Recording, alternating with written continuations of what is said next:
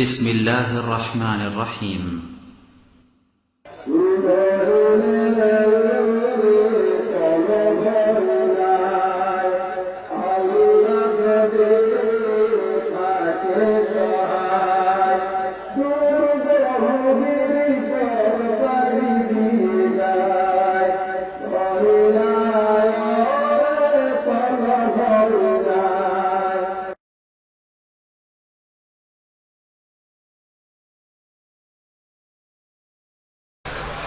السلام عليكم ورحمة الله.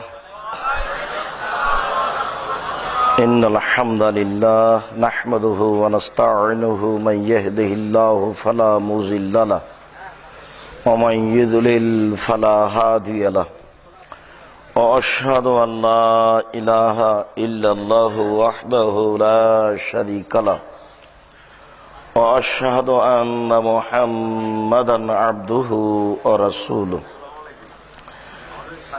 أما بعد فأعوذ بالله من الشيطان الرجيم. يا أيها الناس كلوا مما في الأرض حلالا طيبا. عن أبي هريرة رضي الله تعالى عنه قال قال رسول الله صلى الله عليه وسلم يأتي عليكم زمان لا يبالي الناس ما خرج منه أمن الحلال أمن الحرام রাহুল বুখারী। সম্মানিত উপস্থিতি, প্রশংসা আল্লাহর জন্য, শান্তি অবতীর্ণ হোক আল্লাহর রাসূলের উপর সাল্লাল্লাহু আলাইহি ওয়াসাল্লাম। আজ আমাদের আলোচ্য বিষয় বৈধ রুজি। বৈধ রুজি সম্পর্কে এক গুরুত্বপূর্ণ তথ্যবহুল বিবরণের চেষ্টা করব ইনশাআল্লাহুল আজিজ। আমরা এত গভীর রাতে আলোচনা করতে আসব, এটা আমাদের হয়তো বা আগে থেকে হিসাব ছিল না। তার উপরন্ত এত গভীর রাতে আলোচনা করা আমরা পছন্দ করি না। যাক, নীতিগতভাবেই চলে আসলাম, কাজেই যার যতটুকু অনুকূলে হবে কিছু আলোচনা শোনার জন্য আমাদের পক্ষ থেকে আন্তরিকভাবে অনুরোধ রইল। এ ব্যাপারে আল্লাহ তাআলা বলেন, ইয়া আইয়ুহান নাস, হে মানুষ, কুলু মিম্মা ফিল আরদে হালালান তাইয়্যিবা, জমিন থেকে যেসব খাদ্য উৎপাদন হচ্ছে তার বৈধ তোমরা ভক্ষণ করো। অত্র আয়াত দ্বারা প্রমাণিত হয় যে জমিনে অবৈধ খাদ্য উৎপাদন হয়,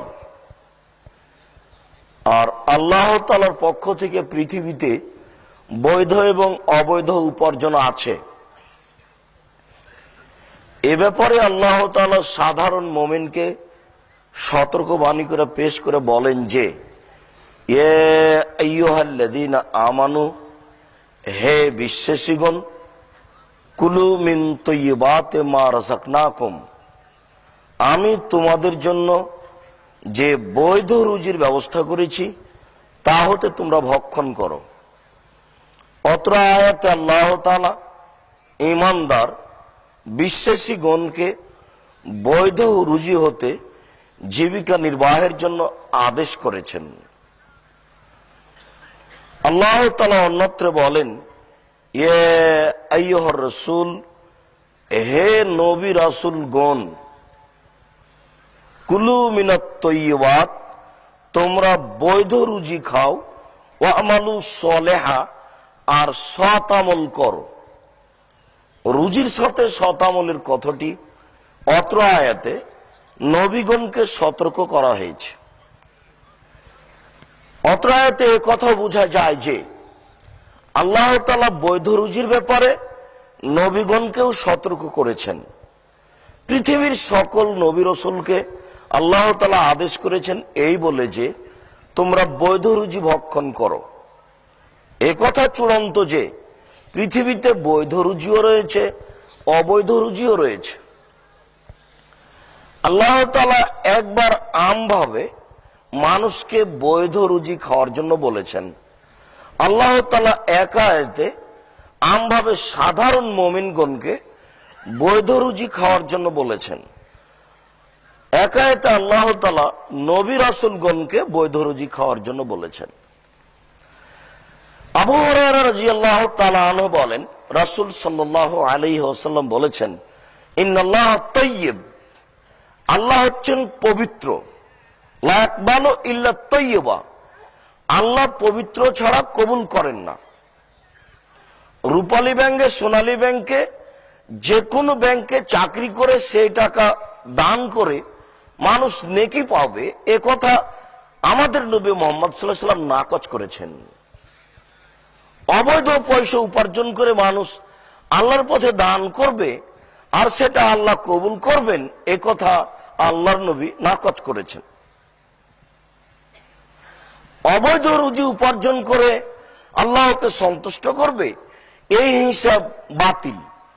জাহান্নাম দ্বারা মানুষ পূর্ণ হবে, এ কথা চূড়ান্ত। যদিচ মানুষ দিয়ে জাহান্নাম পূর্ণ হবে না, তবে মানুষ জাহান্নামে যাবে প্রতি 1999 জন লোক, এ কথা আল্লাহ রাসূল বলেছে। মানুষ জাহান্নামে যাওয়ার সবচেয়ে বড় মাধ্যম হচ্ছে অর্থ অবৈধ উপার্জন আর নারী। নারীর মাধ্যমেই মানুষ বেশি বিপদে পড়ে, আর অর্থের মাধ্যমে মানুষ বেশি বিপদে পড়ে। রাসূল সাল্লাল্লাহু আলাইহি ওয়াসাল্লাম বলেন, আমার আল্লাহ তাআলা আল মুরসালিনা বেমা আমার আল্লাহ তাআলা নাসা বেমা আমার আল্লাহ আল মুরসালিনা, রুজির ব্যাপারে আল্লাহ তাআলা সাধারণ জনগণকে সেটাই আদেশ করেছেন নবী রাসূলগণকে যা আদেশ করেছেন। আল্লাহ তাআলা নবী রাসূলগণকে কঠোরভাবে বৈধ রুজি খাওয়ার জন্য আদেশ করেছেন। অত্র বাক্য দ্বারা বোঝা যায় যে আল্লাহ তাআলা সাধারণ জনগণকেও বৈধ রুজি খাওয়ার জন্য জোরালোভাবে কঠোরভাবে আদেশ করেছেন। এই পর্যন্ত বলার পর রাসূল সাল্লাল্লাহু আলাইহি সাল্লাম একটা লোকের আলোচনা করলেন। তিনি বললেন, সুমা যাকারা রাজুলা, তারপর আল্লাহ রাসূল একটা লোকের আলোচনা করলেন, ইতিলি সাফারা, যে লোকটা লম্বা সফরে রয়েছে, কয়েকদিন চলেছে, আরো কয়েকদিন চলবে, আসাসা আকবারা, দীর্ঘ পথের কারণে তার মাথার চুলগুলি এলোমেলো হয়ে গেছে, ঠিক মতো গোসল হয়নি, ঠিক মতো মাথায় চিরুনি হয়নি। সফরে যা হয়, মাথার চুলগুলো এলোমেলো হয়ে গেছে। ও এমত অবস্থায় সে বিপদগ্রস্ত হয়ে আল্লাহর দরবারে হাত তুলে প্রার্থনা করছে, আল্লাহ আমি বিপদগ্রস্ত, তুমি আমাকে রক্ষা করো। দুঃখিত, তিনি বলেন, মাতামুহু হারামুন, কিন্তু তার খাদ্য আছে হারাম, মাশরাবুহু হারামুন, তার পানি আছে হারাম, মালবাসুহু হারামুন, তার পোশাক আছে হারাম, গুজিয়া বিল হারামে, তার জীবিকা নির্বাহ হারাম, আন্না ইস্তাজাবু লাহু, তার দোয়া কি করে কবুল হতে পারে। অত্র হাদিসের প্রথম অংশে আল্লাহ তাআলা নিজের পরিচয় দিয়েছেন আল্লাহর নবীর মুখের ভাষায় যে আল্লাহ পবিত্র, তিনি পবিত্র ছাড়া কবুল করেন না। তারপরে আল্লাহ রাসূল বলেছেন সাধারণ মানুষকে আল্লাহ সেটাই খেতে বলেছেন, নবী রাসূলগণকে যেটা খেতে বলেছেন।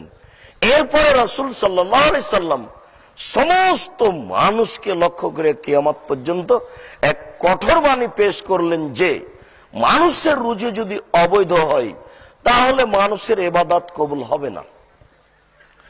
মানুষের রুজি যদি অবৈধ হয় তাহলে মানুষের ইবাদত কবুল হবে না।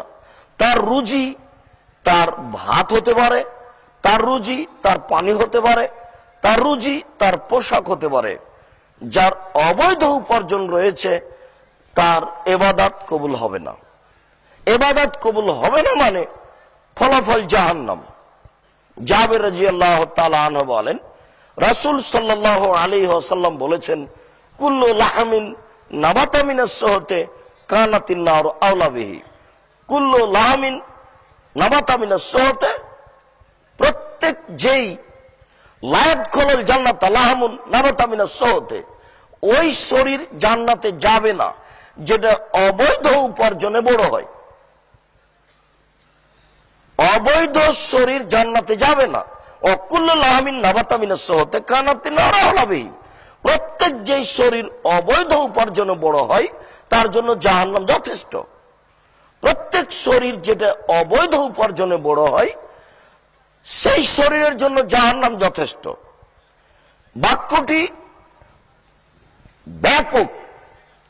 এ দিয়ে এই পর্যন্ত বলা যায় যে অবৈধ উপার্জনে আপনার যেসব সন্তানাদি জন্ম নিচ্ছে তাদের ফলাফল জাহান্নাম। অবৈধ উপার্জন করে যেসব মানুষ জীবিকা নির্বাহ করছে তাদের ফলাফল জাহান্নাম। এই জন্য আমরা অনেক দিন আগে থেকে বলে আসছি যে অবৈধ উপার্জনের ব্যাপারে মানুষকে খুব সতর্ক থাকতে হবে। এমনকি আমরা বলেছি যে নাপিতকেও ঘর ভাড়া দেওয়া ঠিক নয়। নাপিতের ওই টাকা দিয়ে, ভাড়ার টাকা দিয়ে চাউল কিনে ভাত খেয়ে ইবাদত কবুল হবে না। কেন? নাপিত দাড়ি চাঁচে। একটা নাজায়েজ হারাম কাজকে সমাজে ছড়িয়ে দেওয়ার জন্য সহযোগিতা করা হয়েছে দোকান ভাড়া দিয়ে। অতএব ওই টাকা দিয়ে চাউল কিনে ভাত খেয়ে ইবাদত কবুল হবে না, এটাই চূড়ান্ত। জাবের রাদিয়াল্লাহু তাআলা আনহু বলেন, রাসূল সাল্লাল্লাহু আলাইহি সাল্লাম বলেছেন, লা ইয়াদখুলুল জান্নাতা জাসাদুন গুযিয়া বিল হারাম, ওই শরীর জান্নাতে যাবে না যেই শরীর বৃদ্ধি হয়, জীবিকা নির্বাহ করে বা বেঁচে থাকে হারাম উপায়ে। হারাম উপায়ে যেসব শরীর বড় হয়, বৃদ্ধি হয়, তা জান্নাতে যাবে না। অবশ্য জনগণকে সতর্ক করে রাসূল সাল্লাল্লাহু আলাইহি সাল্লাম বলেছেন, দেখো এতে আলাইকুম জামানুন, অচিরেই তোমাদের উপরে এমন একটা সময় চলে আসছে মানুষ পয়সা উপার্জন করবে কিন্তু বিবেচনা করবে না আমিনাল হালাল আমিনাল হারাম, এই রুজি বৈধ না অবৈধ, এটা মানুষ বিবেচনা করবে না। সেই সময় হচ্ছে এখন। মানুষ চাকরি নিচ্ছে, মানুষ ব্যবসা করছে, কিন্তু একটুকু ভাবতে রাজি নয় যে এই চাকরি বৈধ কিনা, এই ব্যবসা বৈধ কিনা। এই কথা আল্লাহ রাসূল বহুদিন পূর্বে বলেছেন, যার বাস্তবতা আমরা এখন দেখছি। তিনি পৃথিবীর বিষয়টি এইভাবে বলেছেন যে বসেতাত আলাইকুমুদ দুনিয়া কামা বসেতাত মান কানা কাবলাকুম, তোমাদের সামনে পৃথিবীকে তুলে ধরা হয়েছে। তোমরা পৃথিবীর দিকে তাকালে দেখতে পাবে অসংখ্য প্রযুক্তি, টাকা আর টাকা, প্রযুক্তি আর প্রযুক্তি, টাকা আর টাকা। পৃথিবীর দিকে লক্ষ্য করলে দেখা যাবে যে প্রযুক্তির কোনো শেষ নেই আর টাকারও কোনো শেষ নেই। এখন তো প্রযুক্তি এমন হয়েছে যে এইভাবে কম্পিউটার টিপলে টাকা দেখতে পাই। লন্ডনে টাকা বাড়ছে, হ্যাঁ এত টাকা বাড়লো, এত টাকা কমলো, মিনিটে মিনিটে টাকার কমবেশ সে দেখতে পাই। অবশ্য আমরা একথা বলতে পারি যে 15 বছর পূর্বে মোবাইল ফাংশনে এত টাকা ইনকাম হবে তা মানুষের জানা ছিল না, যা এখন হচ্ছে। 15 বছর পূর্বে মানুষের যেসব পুকুর পুষ্কুনি দিঘি ছিল, সেসব দিঘিতে থাকতো দাম ঘাস এবং কই মাছ, মাগুর মাছ। এসব পুকুরে কোটি কোটি টাকা মাছের চাষ হবে, ইনকাম করবে মানুষ, এটা মানুষের জানা ছিল না। এত মাধ্যম হবে উপার্জনের, মানুষের জানা ছিল না। 15 বছরের ব্যবধানে যদি উপার্জনের মাধ্যম এত হয়, তাহলে 50 বছর পরে, 500 বছর পরে উপার্জনের ব্যবস্থা কত হবে তা মানুষ এখন বলতে পারবে না, তা মানুষের জানা নেই। তবে রাসূল সাল্লাল্লাহু আলাইহি সাল্লাম বলেছেন যে পৃথিবী তোমাদের সামনে তুলে ধরা হবে। বসাতাত মান কানা কাবলাকুম, শেষের বাক্য তিনি বলছেন অত্তুহলিকুকুম কামা আহলাকাতুম, তোমাদেরকে ধ্বংস করে দিবে এই উপার্জন, এই পৃথিবীর পিছনে পড়ে যাওয়া যেমন ভাবে পূর্বের লোককে ধ্বংস করেছে। এক সময় জাহেলিয়াতের যুগ ছিল, অবৈধ উপার্জনের একটা পন্থা মানুষ নিজেরাই খুঁজে বের করত এবং চিন্তা ভাবনা করত না যে বৈধ না অবৈধ। সেই সময় আবার ফিরে এসেছে। সম্মানিত উপস্থিতি, বৈধ রুজি উপার্জনের ব্যাপারে মানুষের একটা জোরালো আন্তরিকতা থাকা একান্তভাবে জরুরি। আবু হুরায়রা রাদিয়াল্লাহু তাআলা আনহু বলেন, রাসূল সাল্লাল্লাহু আলাইহি ওয়াসাল্লাম বলেছেন, ইন্নাল্লাহা হারামাল খামরা ওয়া সামানাহা, নিশ্চয় আল্লাহ নেশাদার দ্রব্য এবং তার মূল্যকে হারাম করেছেন। দোকানে বিড়ি বিক্রি করে, সিগারেট বিক্রি করে, তামাক বিক্রি করে ওই পয়সা দিয়ে চাউল কিনে ভাত খেয়ে ইবাদত কবুল হবে না, এটা হারাম। বিড়ি, তামাক, জর্দা, সিগারেট, গুল, আরো নেশাদার দ্রব্য, পেপসি, ঠান্ডা, কোকোকোলা, মেরিন্ডা, এই ধরনের যত জিনিস আছে এর সাথে কোনো আপোষ নাই, এগুলো সবই হারাম। শুনুন, আবু মুসা আশআরী রাদিয়াল্লাহু তাআলা আনহু বলেন, রাসূল সাল্লাল্লাহু আলাইহি ওয়াসাল্লাম বলেছেন, লা ইয়াশরাবান্না নাসুন মিন উম্মতি আল খামরা, আমার উম্মত নেশাদার দ্রব্য পান করবে, ওয়া ইসাম্মুনাহা বিগাইরি ইসমিহা, আর তারা নাম রাখবে অন্য। আমরা ফেন্সিডিলকে সবাই মদ বলি, গাঞ্জাকে আমরা সবাই মদ বলি, হিরোইনকে আমরা সবাই মদ বলি। আমরা জনগণ যারা সচেতন হুঁশিয়ার, তাদেরকে বলা হচ্ছে আপনারা বের করুন ওইগুলি কোনগুলি, যেগুলি মদ কিন্তু মদ বলা হয় না, সেগুলি আপনি বের করুন, তা হবেই। কেন? আমাদের নবী মুহাম্মদ সাল্লাল্লাহু আলাইহি সাল্লাম বলেন, মানুষ মদ পান করবে, নাম দিবে অন্য, তারা নাম মদ বলবে না। আপনি বের করুন সেইগুলি কোনগুলি, যেগুলি মানুষ পান করছে অথচ তাকে মদ বলছে না, বৈধ মনে করে খাচ্ছে, বৈধ মনে করে পান করছে, সেইগুলি কোনগুলি। আমরা উপস্থিত বৈঠকে সেইগুলি কোকোকোলা, ঠান্ডা, পেপসি, এগুলি বলছি। আরো কত আছে, কত বের হবে। এই বাক্য কিয়ামত পর্যন্ত মানুষকে বলা হয়েছে। আবারও আমি বাক্যের অনুবাদ করছি। আবু মুসা আশআরী রাদিয়াল্লাহু তাআলা আনহু বলেন, রাসূল সাল্লাল্লাহু আলাইহি সাল্লাম বলেছেন, লা ইয়াশরাবান্না নাসুম মিন উম্মতি, আমার উম্মত মদ পান করবে, ওয়া ইসাম্মুনাহা বিগাইরি ইসমিহা, নাম দিবে অন্য। মদ নয় এমন কিছু মানুষ পান করছে অথচ তা মদ, আপনি বের করুন। অবশ্যই আছে, অবশ্যই থাকবে, অবশ্যই আছে, অবশ্যই থাকবে, যে মানুষ বলছে না যে মদ অথচ তা মদ। এটা হতেই হবে, যেহেতু আল্লাহ রাসূল বলেছেন। রাসূল সাল্লাল্লাহু আলাইহি সাল্লাম বলেন, আল্লাহ তাআলা হারামাল মাইতাতা ওয়া সামানাহা, মরা প্রাণীকে হারাম করেছেন, তার মূল্য হারাম করেছেন। ও হারামাল খিনজিরা ওয়া সামানাহু, শুকুর হারাম করেছেন, তার মূল্যকে হারাম করেছেন। আনাস রাদিয়াল্লাহু তাআলা আনহু বলেন, রাসূল সাল্লাল্লাহু আলাইহি সাল্লাম বলেছেন, ইন্নাল্লাহা হারামা বায়াল খামরে, নিশ্চয় আল্লাহ তাআলা নেশাদার দ্রব্য কিনা বেচা, ক্রয় বিক্রয় হারাম করেছেন। অল মাইতাতে, মরা প্রাণী কিনা বেচা, ক্রয় বিক্রয় হারাম করেছেন। অল খিনজিরে, শুকুর কিনা বেচা হারাম করেছেন। অল আসনাম, পুতুল, হয়তোবা কালকে বাক্যটি এসেছিল কিনা জানি না, এমনিতেই বলা হয়েছে পুতুল ক্রয় বিক্রয় হারাম, পুতুল বাড়িতে কিনে নিয়ে আসা হারাম, পুতুলের ব্যবসা হারাম। যদিচ কাবা ঘরের চতুর্দিকে প্রায় দোকানেই পুতুল বিক্রি হচ্ছে। আপনার বাড়িতে পুতুল আছে, আপনি তো অশিক্ষিত মানুষ, আপনার পরিবারটা গোটাটাই অশিক্ষিত। শুনুন, যেসব বাড়িতে শোকে যে পুতুল আছে, মেয়েদের খেলনার জন্য খেলনা হিসাবে পুতুল কিনে নিয়ে এসেছে, সেই পরিবারগুলোকে আমরা শিক্ষিত পরিবার বলি না, তাদেরকে আমরা নাকচ করেছি। আপনার যদি সাহস থাকে, যে কোনো সময় আপনি নিজেকে শিক্ষিত মনে করে, আপনার পরিবার শিক্ষিত মনে করে আমাদের সাথে আলোচনা করতে পারেন। তবে মনে রাখবেন, আল্লাহ তাআলা হারাম করেছেন পুতুলের কিনা বেচা, আল্লাহ তাআলা হারাম করেছেন পুতুলের কিনা বেচা, আল্লাহ তাআলা হারাম করেছেন পুতুলের কিনা বেচা। আপনার সাথে কিসের আপোষ আছে?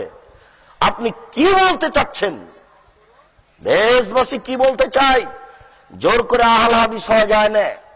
সকাল থেকে নিয়ে কাল থেকে নিয়ে বউ বাঁধে নিয়ে এসে মার্কেট ঘুরে বেড়াচ্ছেন, আর আপনার ওই কি ওই চিড়িয়াখানা দেখে বেড়াচ্ছেন, আর আপনি আহলে হাদিস হয়ে গেলেন? আহলে হাদিস এমন কিছু?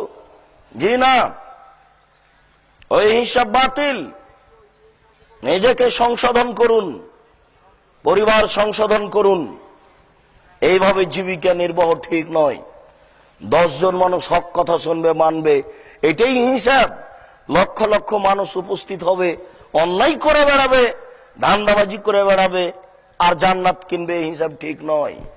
বউকে পাঠিয়ে দিয়েছেন ভাবির সাথে, বউ চলে এসেছে ভাবির সাথে সম্মেলনে, সারাদিন ঘুরে বেড়াচ্ছে। এসবগুলো আহলে হাদিসের পরিচয় নয়। কিভাবে জীবিকা নির্বাহ হচ্ছে আপনাদের আমি বুঝি না। এটা ঠিক নয়, এটা চূড়ান্ত। এর ফলাফল ভোগ করতে হবে, এটা চূড়ান্ত। জোর করে আহলে হাদিস হওয়া যায় না। আহলে হাদিস বলতে পূর্বের নীতি। পৃথিবীতে যেখানে যারা মানুষের মতামতকে উপেক্ষা করে কোরআন এবং সহিহ হাদিস মেনে চলে, তারাই আহলে হাদিস। আহলে হাদিসের পরিচয় অনেক সময় আমরা আপনাদের সামনে দিতেও পারি, নাও দিতে পারি, হয়তোবা আমাদের জ্ঞানের অভাব থাকতে পারে। নিজে পড়ুন, আরো 5 জন আলেমকে জিজ্ঞাসা করুন, কোরআন এবং সহিহ হাদিস অনুযায়ী বেঁচে থাকার চেষ্টা করুন। পৃথিবী আপনার জন্য সংকীর্ণ হয়ে যাক, তাতে আসে যায় না, হবে, এ কথাই ঠিক।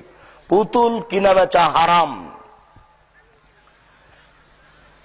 সম্মানিত উপস্থিতি, আমরা আপনাদেরকে অবৈধ উপার্জন থেকে বেঁচে থাকার ব্যাপারে কঠোর ও কঠিন ভাবে সতর্ক করতে চাই।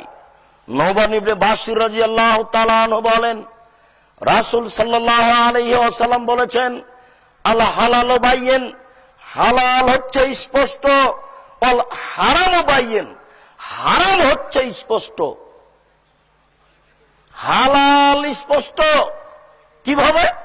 রিকশা চালিয়ে জীবিকা নির্বাহ করব, এটা আবার হারাম আছে। দিন মজুরি করে খাবো, এর আবার হারাম আছে। পৈতৃক সম্পত্তি জমি চাষ করে খাবো, এর আবার হারাম আছে। কলা বিক্রি করে খাবো, এর আবার হারাম আছে।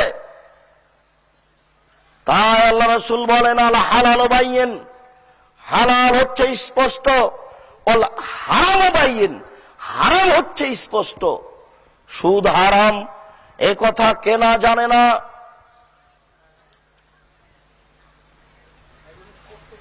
আপনার ওই যত মাধ্যম রয়েছে সুদের, যেমন আপনার ওই জমি বন্ধক রাখা, এতে হচ্ছে কর্জ, বেশি পয়সা নেওয়া, এটাও সুদ। জেনা হারাম, কে না জানে না? মিথ্যা কথা হারাম, কে জানে না? ঘুষ দেওয়া হারাম, কে জানে না? শুকুরের ব্যবসা হারাম, কে জানে না? বিড়ি তামাক জর্দা হারাম, কে জানে না? আল হালালু বাইয়িন, হালাল হচ্ছে স্পষ্ট, অল হারামু বাইয়িন, হারাম হচ্ছে স্পষ্ট। এরপরে রাসূল সাল্লাল্লাহু আলাইহি সাল্লাম বলছেন, ওয়া বাইনাহুমা মুস্তাবাহাতুন, এই দুইটার মধ্যে একটা সন্দেহযুক্ত অস্পষ্ট জিনিস রয়েছে। অস্পষ্ট ব্যবসা রয়েছে। জি না, কথা বলা যাবে না স্টেজে। স্টেজে কথা হলে আমি উঠে যাব। নীতি পরিবর্তন করতে হবে, সাংগঠনিক নীতিও পরিবর্তন করা একান্ত জরুরি। শুনুন, দুটার মধ্যে একটা সন্দেহযুক্ত জিনিস রয়েছে। লা ইয়ালামুহুন্না কাসীরুম মিনান নাস, যেই সন্দেহযুক্ত জিনিস বহু মানুষই জানে না। অবশ্য তিনি তার আগের বাক্যে বলেছেন, ফামান ইত্তাকা মিনাশ শুবহাতে ইস্তাবরা লিদীনিহি ওয়া ইরজিহি, যেই সন্দেহ থেকে বেঁচে গেল, সেই তার দ্বীনকে পরিপূর্ণ করলো। যে ব্যক্তি সন্দেহ থেকে বেঁচে গেল, সেই তার দ্বীনকে পরিপূর্ণ করলো। অমান ওয়াকা শুবহাতে ওয়াকা ফিল হারামে, যেই সন্দেহের মধ্যে পড়লো, সে হারামের মধ্যে পড়লো। মনে রাখা ভালো হবে যে যার স্পষ্ট বৈধতা নেই, সেটা চূড়ান্ত হারাম। যার স্পষ্ট বৈধতা বোঝা যায় না, সেটা চূড়ান্ত হারাম। যার চূড়ান্ত সিদ্ধান্ত নেই, সেটা চূড়ান্ত হারাম, যার চূড়ান্ত সিদ্ধান্ত নেই সেটা চূড়ান্ত হারাম। যেই ব্যবসা বোঝা যায় না স্পষ্ট কি অস্পষ্ট সেটা হারাম, যেই চাকরি বোঝা যায় না স্পষ্ট কি অস্পষ্ট সেই চাকরি হারাম। যেই জমি জায়গা বোঝা যায় না আমার এই জমি জায়গা আমার বাপের কিনা নিশ্চিত কিনা, এই জমি জায়গা চাষাবাদ করা খাওয়া একেবারে হারাম। প্রত্যেক যত মানুষের ইনকামের মাধ্যম রয়েছে পৃথিবীতে স্পষ্ট বোঝা যায় না সেটা চূড়ান্ত হারাম। অতএব হুজুর যদি বলে থাকেন জর্দা মাকরু, হুজুর খান বলে, আর আমি বলছি জর্দা হারাম খাই না বলে, তাহলে সন্দেহ চলে আসলো, স্পষ্ট হলো না। অতএব এটা চূড়ান্ত হারাম, কেননা আলেমদের মধ্যেই এর চূড়ান্ত স্পষ্ট অস্পষ্টতা বোঝা যায় না বলে আমরা সামাজিক ভাবে মনে করছি। তবে মনে রাখা ভালো হবে রাসূল সাল্লাল্লাহু আলাইহি সাল্লাম বলেছেন মানাকা শুবহাতে ওয়া কাফিল হারামে, যে ব্যক্তি সন্দেহের মধ্যে পড়লো সে ব্যক্তি হারামের মধ্যে পড়লো। এই কথা আপনি ঢেকে রাখবেন কি করে? রাসূল সাল্লাল্লাহু আলাইহি সাল্লামের এই বাক্যটি আপনি ঢেকে রাখবেন কি করে? 24 ঘন্টার মধ্যে ওই সব চাকরি ত্যাগ করতে হবে যেসব চাকরিতে সরকারি বেসরকারি অবৈধ কিছু রয়েছে। 24 ঘন্টার মধ্যে ওই সব ব্যবসা ত্যাগ করতে হবে যেসব ব্যবসায় অস্পষ্টতা রয়েছে। আমরা তো বলেছি যুবক, তোমাকে 18 বছর থেকে বলে আসছি, মনে রাখা ভালো হবে তোমার বাপের জমিদারি আছে, বড় ব্যবসা করো, চাকরি বৈধ নেই। টাকা কম আছে কলা বিক্রি করে খাও, তার চেয়ে টাকা কম আছে চকলেট বিক্রি করে খাও। যদি চকলেট বিক্রি করে খাওয়ার টাকা না থাকে তাহলে দিন মজুরি করে খাও। সারাদিন কাজ করলে 200 টাকা পাবে, 150 টাকা খাবে, 50 টাকা জমা রেখে দিবে। 50 টাকা সহ 200 টাকাই যদি তোমার স্ত্রী খেয়ে নেয় তাহলে তোমার এই স্ত্রী হস্তিনী, এ দিয়ে সংসার চলবে না। 50 টাকা জমা রাখতে হবে, যেদিন কাজ হবে না সেদিন খেতে হবে। তোমার স্ত্রীকে আরো একটু বলে দিও, যুবক 1 কেজি বেগুন কিনেছ, সম্পূর্ণ বেগুন যেন কেটে না নেয়, অন্তত একটা যেন রেখে দেয়। তাহলে কি হবে? একটা রেখে দিলে বাড়ির বরকত থেকে গেল। আর একটা হবে এই যে কিছুক্ষণ পরে তোমার চাচা যদি চলে আসে তাহলে তোমার স্ত্রী অন্তত বেগুন ছানা করে ভর্তা করে খাওয়ার দিতে পারবে। 1 কেজি যদি মাটির নিচের গড় আলু কিনো, তোমার স্ত্রী কাটতে কাটতে যেন 200 রেখে দেয়। 200 রেখে দিবে, থেকে যাক পচে যাক সেটাও ভালো, কিন্তু সম্পূর্ণ শেষ করে খাবে না।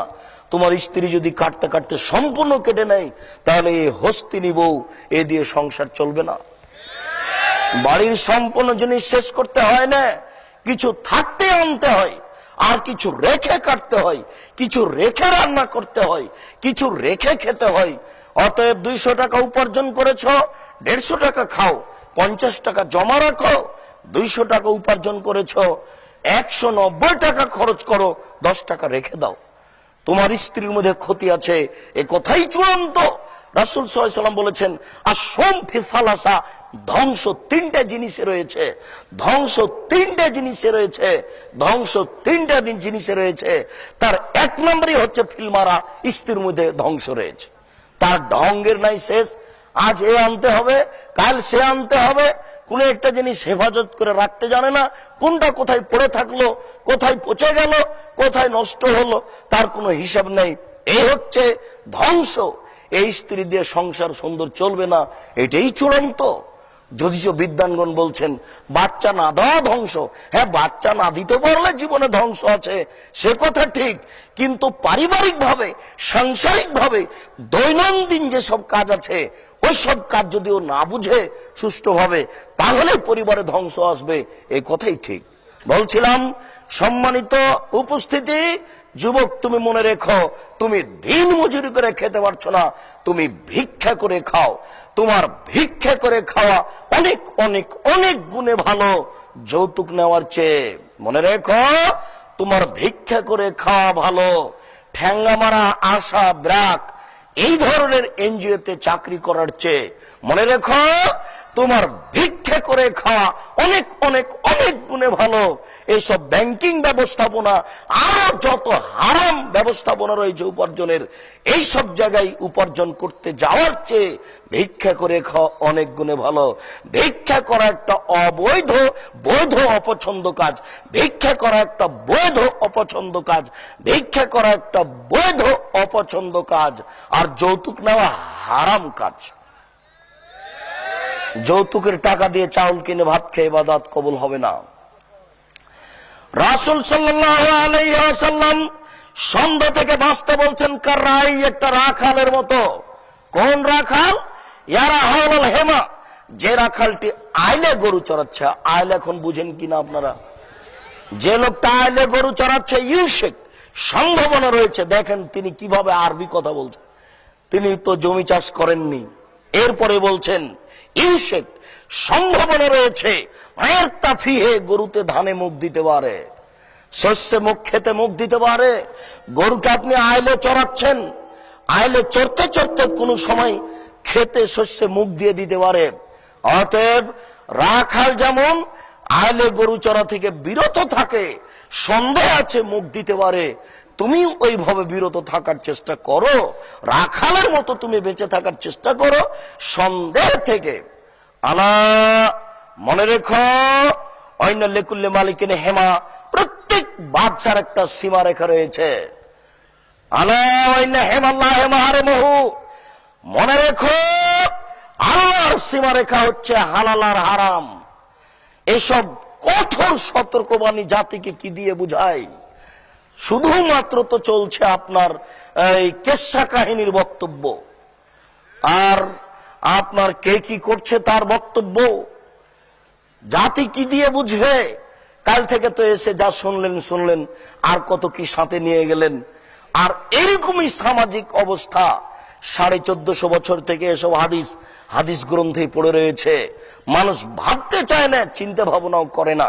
তবে আমি এবছর আপনার ভারত সফরে দেখলাম শুধুমাত্র কোরআন হাদিসের দাওয়াতি যে তাবলীগ, এটা আমি খুব স্পষ্টভাবে বিশ্বাস করে নিয়েছি। কোরআন হাদিসের দাওয়াতি যে তাবলীগ, এটা আমি একেবারে বাস্তব দেখছি। একেবারে সেই আসাম প্রদেশ, বিহার প্রদেশ, ঝাড়খণ্ড প্রদেশ, বেঙ্গল প্রদেশ, এই 4টা প্রদেশে ঘুরে দেখলাম মানুষ সবাই এইভাবে বলে আসছে যে ওই আলোচনাতে দাড়ি ছেড়েছি, ওই আলোচনাতে বিড়ির ব্যবসা ত্যাগ করেছি, ওই আলোচনাতে এই কাজ ত্যাগ করেছি, ওই আলোচনাতে আমরা পরিবারকে এইভাবে গড়ে নিয়েছি। তাহলে বোঝা যাচ্ছে যে কোরআন এবং সহিহ হাদিসই হচ্ছে দাওয়াতের মাধ্যম।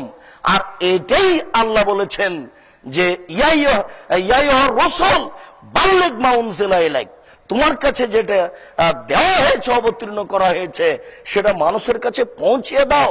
এই কথা আল্লাহ রাসূল বলেছেন যে বাল্লিগু ওয়ালাউ আন্নি আয়া, বাল্লিগু আন্নি ওয়ালাউ আয়া, আমার থেকে যদি তোমরা একটা বাক্য জানো তাহলে আরেকজনকে জানিয়ে দাও। একজন আরেকজনকে আল্লাহ এবং রাসূলের কথাই জানিয়ে দিবে, এটাই চূড়ান্ত। দাওয়াতি হচ্ছে আল্লাহ এবং আল্লাহ রাসূলের কথা, দাওয়াতি হচ্ছে আল্লাহ এবং আল্লাহ রাসূলের কথা। অবাক হলাম, আমি একটা লোকের নাম নিচ্ছি না, তবে লোকটা রহমানি নামে পরিচিত। রহমানি, সেই লোকটার নাম আমাদের সামনে পেশ করছে সেই আসাম থেকে নিয়ে কলিকাতা হুগলি পর্যন্ত। তার মানে তার দাওয়াত এমন ভাবে মানুষের কাছে গেছে, তার বলার ভঙ্গিও খুব, যদি চোখ কেতাল নিয়ে ব্যস্ত, তাহলে তার দাওয়াত মানুষের কাছে পৌঁছে।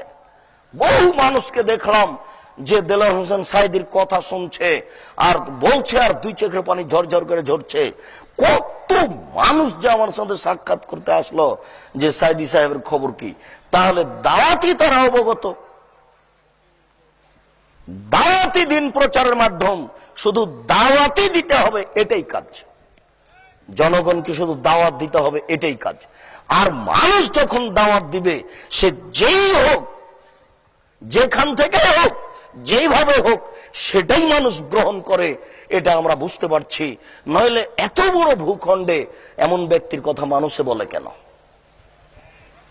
সম্মানিত উপস্থিতি, আমরা বলছিলাম মনে রাখতে হবে আলা, সাবধান, সতর্কবাণী, লিকুল্লে মালিকিন হেমা, প্রত্যেকটা বাদশার একটা সীমারেখা রয়েছে।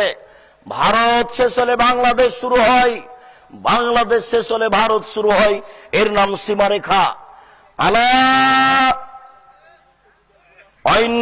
হেমাল্লাহে মাহারে বহু, নিশ্চয় মনে রেখো আল্লাহর সীমারেখা হচ্ছে হালাল আর হারাম। আল্লাহর সীমারেখা এরিয়া নয়, আল্লাহর সীমারেখা এরিয়া নয়, আল্লাহর সীমারেখা হালাল আর হারাম। হালাল শেষ হলে হারাম শুরু হবে, হারাম শেষ হলে হালাল শুরু হবে। আলা, সাবধান, মনে রেখো ওয়াইন্না ফিল জাসাদে মুজগা, প্রত্যেকটা মানুষের শরীরে একটা টুকরা রয়েছে, একটা অংশ রয়েছে। যা সালাহাত সালাহুল জাসাদু কুল্লুহু, ওই টুকরা যখন ভালো থাকবে সম্পূর্ণ শরীর ভালো থাকবে। ওয়াইজা ফাসাদাত ফাসাদা জাসাদু কুল্লুহু, আর সেই টুকরা যখন নষ্ট হয়ে যাবে সম্পূর্ণ শরীর নষ্ট হয়ে যাবে। আলা, মনে রেখো ওয়াহিয়াল কালব, সেটাই হচ্ছে অন্তর। যার অন্তর ভালো তার সবই ভালো, যার অন্তর খারাপ তার সবই খারাপ, যার অন্তর ভালো তার সবই ভালো, যার অন্তর খারাপ তার সবই খারাপ, যার অন্তর ভালো তার সবই ভালো, যার অন্তর খারাপ তার সবই খারাপ। তাহাজ্জুদ দিয়ে লাভ হবে না। শফিকুল ইসলাম জাগরণী বলেছেন, লাভ হবে না কবর পাকা করে দিয়ে শান, মানে বাপের কবর যদি স্মরণে দিয়ে বানানো হয় তবু লাভ হবে না। কবি নজরুল ইসলাম বলেছেন, মসজিদের পাশে কবর দিও ভাই, মসজিদের পাশে কবর দিয়ে কোনো লাভ হবে না। মসজিদের পাশে কেন, আপনার বাপের কবরটা যদি কাবা ঘরের নিচে ঢুকিয়ে দেন 1 পয়সা লাভ হবে না। অতএব এটাই মনে রাখতে হবে, সে যে ব্যক্তি হোক না কেন, অন্তর ভালো সব ভালো, অন্তর খারাপ সবই খারাপ। তাহাজ্জুদ কুলাবে না, কাজকর্ম কুলাবে না। খুব কঠিন বাণী। রাসূল সাল্লাল্লাহু আলাইহি সাল্লাম বলেন, অন্তর যদি খারাপ থাকে তাহলে হালাম হারাম বিবেচনা করবে না, যে কোনো অন্যায় ন্যায় বিবেচনা করতে পারবে না। অন্তর যদি ঠিক থাকে সবকিছুই সে ঠিক করে নিতে পারবে। সম্মানিত উপস্থিতি, আমরা আপনাদেরকে সন্দেহ থেকে বেঁচে থাকার জন্য এক গুরুত্বপূর্ণ তথ্যবহল বিবরণ পেশ করলাম। আরো কয়েকটি বিবরণ পেশ করছি, খেয়াল করুন। আয়েশা রাদিয়াল্লাহু তাআলা আনহা বলেন, কানা রাসূলুল্লাহ সাল্লাল্লাহু আলাইহি সাল্লাম গোলাম। আয়েশা রাদিয়াল্লাহু তাআলা আনহা বলেন, আবু বকর সিদ্দিকের একজন গোলাম ছিল। কানা লে আবু বকর সিদ্দিক গোলামুন ইয়াকুলু মিন খারাজিহি ইখরাজুল খারাজা। আবু বকর সিদ্দিক তার জন্য পয়সা নির্ধারণ করেছিলেন। আবু বকর সিদ্দিক রাদিয়াল্লাহু তাআলার একটা গোলাম ছিল, তিনি তার জন্য পয়সা নির্ধারণ করেছিলেন, তুমি আমাকে প্রত্যেক দিন 50 টাকা বা 20 টাকা দিবা। এটা হচ্ছে যেমন রিক্সা কিনে এখানে আপনারা দিয়ে দিয়েছেন ভাড়া, এই ছেলে তুমি রিক্সা চালাও, প্রত্যেক দিন আমাকে 20 টাকা করে দিবা, এটা জায়েজ।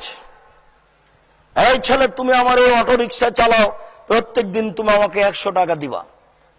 ঠিক এরকম ভাবে আবু বকর সিদ্দিক একটা গোলাম নিয়েছিলেন, তার জন্য একটা এরকম পয়সা দিতে হবে। আবু বকর সিদ্দিককে চুক্তি করে দিয়েছিলেন তিনি, ওয়ায়াকুলু মিন খারাজিহি, আর ওই পয়সা থেকে আবু বকর সিদ্দিক খেতেন। ওই লোক সারাদিন কাজ করে এসে চুক্তি অনুযায়ী যে টাকা আবু বকর সিদ্দিক রাদিয়াল্লাহু তাআলা আনহুকে পেশ করতেন, সেই টাকা হতে তিনি আবার ভক্ষণ করতেন। সম্মানিত উপস্থিতি, ফাজায়াউমান বেশাইন, একদা গোলাম কিছু নিয়ে এসেছে, তার কাজের বিনিময় নিয়ে এসেছে। ওয়াকালা আবু বকর সিদ্দিক রাদিয়াল্লাহু তাআলা মিনহু, আবু বকর সিদ্দিক রাদিয়াল্লাহু তাআলা তার নীতি অনুযায়ী সেই গোলামের আনা জিনিস খেয়ে নিয়েছে। ফাকালাল গোলামু লাহু, তখন গোলাম তাকে বলল, আ তাদরি মা হাজা, আপনি কি জানেন এটা কি? আপনার কি জানা আছে এটা কি? কালা আবু বকর সিদ্দিক, মা হওয়া, এটা কি? তুমি তো নীতিগত ভাবে জানো, আমি তো সেটা ভক্ষণ করে থাকি, তো বলো তুমি এটা কি? তখন গোলাম বলছে, এন্নি তাকাহান্ত ফিল জাহেলিয়াতে লে ইনসানিন, আমি জাহেলিয়াতের যুগে গণকি করতাম, আমি জাহেলিয়াতের যুগে গণকি করতাম। ওমা ওসেনো আল কাহানাতা, আমি ভালো গণকি জানতাম না। ইল্লানি খাদাতুন নাসা, আমি মানুষকে প্রতারণা দিতাম, ধোকা দিতাম। আমি ভালো গণকি জানতাম না, আমি মানুষকে ধোকা দিতাম, প্রতারণা দিতাম। ফা লাকিয়েনি ও আতানি হাজা বেজালেকা, হঠাৎ করে অতীতের এক লোক আমার সাথে সাক্ষাৎ করলো আর এইগুলি দিয়ে দিল। ওহো শোনো, তুমি একদিন আমার গণকি করেছিলে, তোমাকে কিছু পারিশ্রমিক দিতে চেয়েছিলাম, দেওয়া হয়নি, এ নাও সেই। তো আপনি এটা খেয়ে নিলেন, যেটা আপনি খেলেন সেটা হচ্ছে ওই আমার গণকি না জানা একটা পারিশ্রমিক। এই কথা বলার সাথে সাথে ফাদ খালা এদাও ফিফিয়ে আবু বকর সিদ্দিক তার হাতকে মুখের ভিতরে ঢুকিয়ে দিলেন। ও কালা কুল্লা শাইন ফি বাতনিহি, আর পেটের ভিতরে যা ছিল সবকে বমন করে ফেলে দিলেন। বুখারী মুসলিম। কি দিয়ে আপনাকে হাদিস বুঝায় সম্মানিত উপস্থিতি? 1450 বছর থেকে হাদিস গ্রন্থে আছে। গণক শুধু বলল আমি ভালো গণকি জানতাম না, গণকি হারাম, আমি ভালো গণকি জানতাম না, তারই কিছু পয়সা আমি এনেছি সেটা আপনি খেলেন। এই কথা শোনার সাথে সাথে আবু বকর সিদ্দিক মুখের ভিতরে হাত ঢুকিয়ে দিলেন। মুখের ভিতরে হাত ঢুকিয়ে দিয়ে পেটের ভিতরে যা ছিল সবকিছু বমন করে দিলেন। দিন রাত ছেলে অবৈধ পয়সা উপার্জন করছে, মোটা মোটা টাকা বাপ মায়ের হাতে দিচ্ছে, বাপ মা খুশিতে ভক্ষণ করছে, কুরবানি কিনছে। সে টাকা দিয়ে কি করছে? কুরবানি কিনছে, জনগণকে খাওয়াচ্ছে।